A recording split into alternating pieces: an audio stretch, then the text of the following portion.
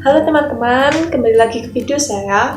Pada hari ini saya akan menjelaskan mengenai materi bab 3 tentang penggunaan teknologi informasi dalam menjalankan perdagangan elektronik atau e-commerce. Oke, yang pertama ada perdagangan elektronik. Perdagangan elektronik atau e-commerce merupakan suatu transaksi bisnis yang menggunakan akses jaringan, sistem berbasis komputer, dan antarmuka atau interface dalam sebuah web. Lalu ada dua jenis e-commerce yang terjadi dengan entitas di luar batas perusahaan. Yang pertama ada e-commerce bisnis ke konsumen atau B2C. Yang kedua ada e-commerce bisnis ke bisnis atau B2B. Nah, untuk B2C ini mengacu pada transaksi yang terjadi antara sebuah bisnis dan konsumen akhir produk. Sedangkan B2B ini mengacu pada transaksi antar bisnis di mana tidak ada pihak yang menjadi konsumen terakhir. Nah, manfaat yang diharapkan dari adanya e-commerce ini adalah yang pertama, ada perbaikan dalam layanan pelanggan sebelum, selama, dan setelah penjualan. Lalu ada perbaikan dalam hubungan dengan pemasok komunitas keuangan. Lalu yang ketiga, ada peningkatan imbal hasil ekonomis atas pemegang saham dan investasi pemilik. Nah, kendala-kendala yang terjadi dalam e-commerce ini ada beberapa.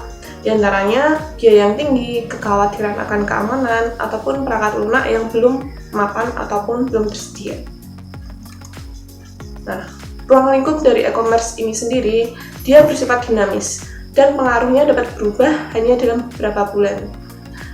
Lalu, e-commerce ini memiliki arti penting khusus bagi beberapa segmen tertentu perekonomian di Amerika Serikat, karena menyumbangkan persentase dolar penjualan dalam jumlah besar. Nah, jalan untuk menuju adanya e-commerce ini, yang pertama, adanya rencana bisnis yang membangun komitmen. Lalu, dari rencana bisnis itu, mulai digunakanlah e-commerce untuk sebagai keunggulan kompetitif. Nah, dari e-commerce ini, lalu muncullah kecerdasan bisnis atau business intelligence. Lalu, kecerdasan bisnis ini memahami peranan potensial yang akan dimainkan di tiap unsur lingkungan. Lalu yang selanjutnya ada intelijensi bisnis atau business intelligence. Apa itu business intelligence? Business intelligence adalah aktivitas pengumpulan informasi mengenai unsur-unsur dalam lingkungan yang berinteraksi dengan perusahaan.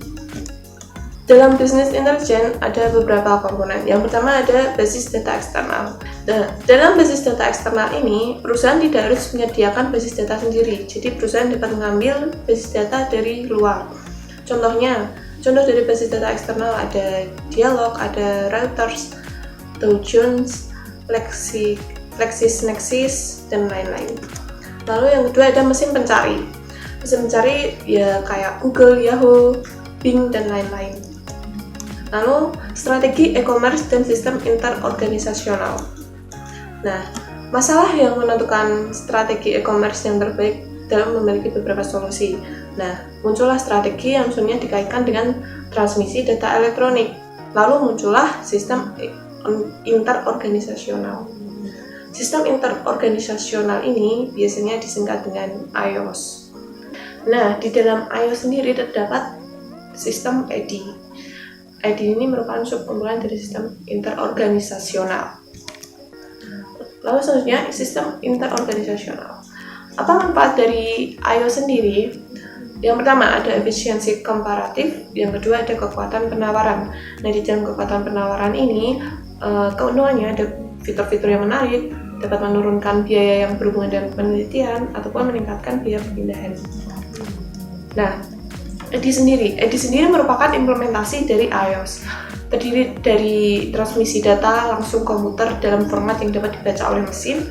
Nah, transmisi ini memungkinkan data diterima tanpa mengetik ulang. Lalu selanjutnya selain EDI juga ada extranet. Extranet itu adalah cara lain untuk membuat iOS. Nah, memungkinkan dibaginya informasi komputer yang sensitif dengan perusahaan lain menggunakan teknologi informasi yang dihubungkan dengan internet. Lalu sekutu bisnis proaktif dan reaktif. Perusahaan yang menerapkan iOS itu pasti menerapkan adanya sekutu bisnis proaktif dan reaktif. Nah, dari sponsor iOS ini melakukan pendekatan secara proaktif kepada perusahaan.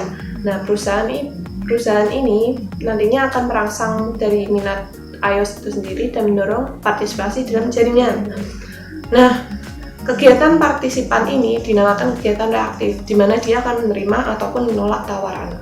Lalu, 4 faktor yang menentukan perusahaan dalam mengambil proaktif ataupun reaktif. Yang pertama ada kebutuhan internal, pesaing, dukungan manajemen puncak, ataupun sekutu dagang.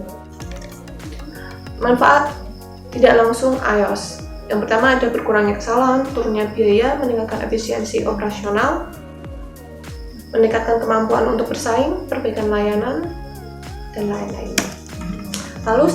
Lalu strategi B2C untuk e-commerce. Mengapa strategi bisnis untuk e-commerce B2C begitu penting? Karena semakin banyak jumlah produk dan jasa yang tersedia untuk pengiriman digital, maka semakin banyak pelanggan yang berminat untuk beli melalui online. Di mana kecepatan pemuteran juga semakin lebih cepat, maka pengiriman produk digital semakin lebih praktis. Nah, produk-produk digital. Produk-produk digital ini merupakan beberapa produk dan jasa yang dapat dikirim ke pelanggan melalui internet. Contohnya kayak album, film, lagu, dan lain-lain.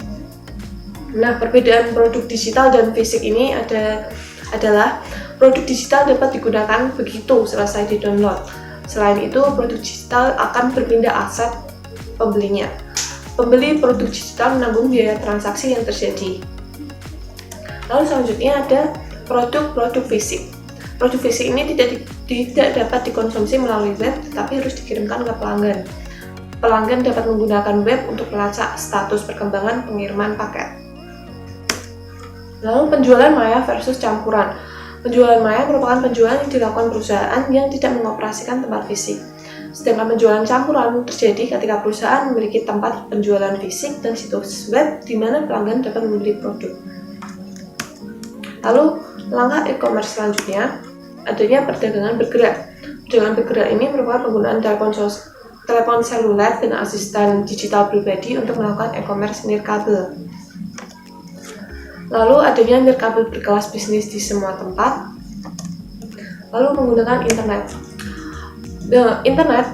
Mulai munculnya internet berawal dari World Wide Web, di mana World Wide Web atau WWW memungkinkan hypermedia, yaitu multimedia yang terdiri dari teks, grafik, audio, dan video. Nah, ini contoh beberapa istilah umum dari WWW. Lalu ada cyberspace dan super highway informasi. Cyberspace berarti dunia internet dan World Wide Web. Super highway informasi digunakan dalam konteks yang sama dengan cyberspace, tetapi tidak ada kesepakatan mengenai dampak akhir di masyarakat. Aplikasi bisnis internet. Contohnya ada e-commerce dan manajemen rantai pasokan rumah sakit. Lalu ada aplikasi retail. Nah, saran-saran keberhasilan penggunaan internet. Tips agar perusahaan sukses dengan menggunakan web. Yang pertama, pastikan situs web perusahaan itu kuat. Lalu pastikan browser dan struktur basis data Anda fleksibel maupun intuitif. Menekankan isi, sering diperbarui, tujukan isi kepada kebutuhan spesifik pengguna, berada di lokasi yang tepat, dan lain-lain.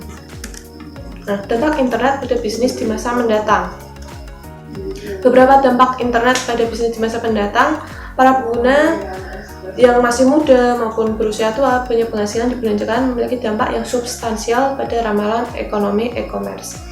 Lalu pada e-commerce B2B tidak berdampak pada pelanggan, tetapi harganya akan lebih rendah dan layanan pelanggan yang lebih baik dimungkinkan oleh B2B adalah hal yang membuat organisasi bisnis lebih kompetitif. Sekian penjelasan dari saya, sedikit materi dari saya. See you in the next video. Terima kasih.